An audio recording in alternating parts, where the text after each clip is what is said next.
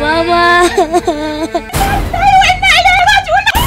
Mahaifiyar ƴata ce wacce duk cikin ƴaƴana babu kamar ta.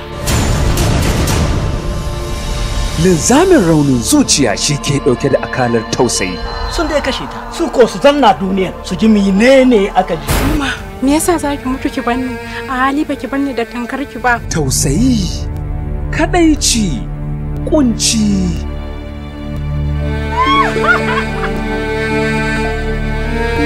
Soyayya.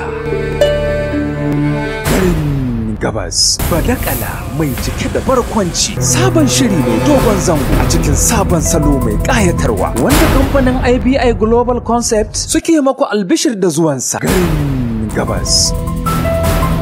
Ke barin ga miki Allah min wata baiwa wanda duk makahin duniya ba su da irin ta yako. Gaske! Ka taka banza ga hakimin gari. Fatan mu makiyinka Allah shi kada shi gulbin Super Blue Isa TV. Garin gabas. Kakke azawaye ba gani nake ba kar na hakan lunai. Biwon gabara ban dauke shi ba har wanda ba miskini. Dan Allah ya yi ni lafiya lau kuma shekenan kuma sai Allah ya ce in aka bada kan kan. Lungu sako kwararo a tabara.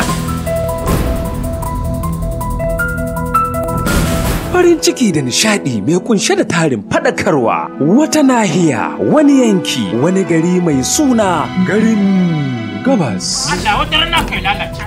Saboda Allah kai gode da kai lafiya. Ka zo wai cikin musakai ka zo kana bara. Kai ni wannan lura ta kai rashin gani. Bara dai ku. Halak. To A ci gaba da bara. Jama'a kawo na annabi. Kamaro a ci gaba da bara kinji. Yusuf Marafa shine ya rubuta kuma ya shirya maku daki-daki. Daukar nauyi na babban shirin Ismail Bashir Isa, mataimakin mai bada umarni Yahaya Ahmad Dalibi. Bada umarnin shirin ya fito ne daga dan matashin darakta Bi Khalifa Gusau. Ka gane gurin nan kuwa? Wani guri ne Jamila? Gurin da na fara ganin damuwarka a duniya. Garin Gabas.